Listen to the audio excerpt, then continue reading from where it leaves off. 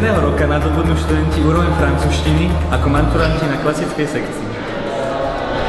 Budete sa učiť predmety po francúzsky ako napríklad biológia, chémia, matematika a fyzika. Taktiež nájdete odborné učebne pre tieto predmety.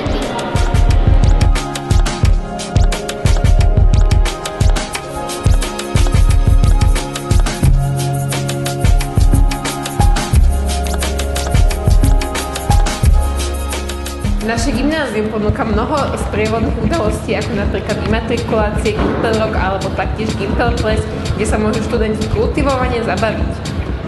Na našej škole si môžete oddychnúť v rôznych priestoroch a využiť svoj voľný čas, napríklad v knižnici, v posilňovni, v hále si zahrať loptové hry a potom ešte máme aj študovňu, kde môžete si robiť svoje domáce úlohy. Naša škola organizuje mnohé výmenné pobyty, pri ktorých môžete spoznať veľa nových ľudí, ako napríklad s líceom v Maďarsku, v Budapešti. Alebo s líceom Charlesa Baudelaira v Anstey spolu s výletom do Paríža.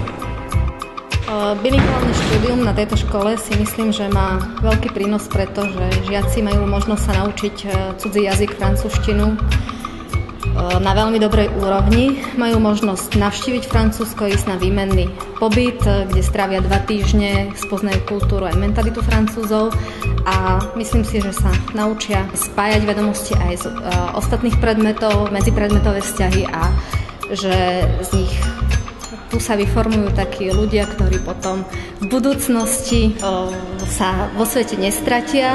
Takže čo je pre mňa výhodou určite je to, že aj keď teda mi to dá zabrať toto štúdium, ale potom zase na vysokej škole by to nemal byť až taký veľký šok, čo sa týka učenia.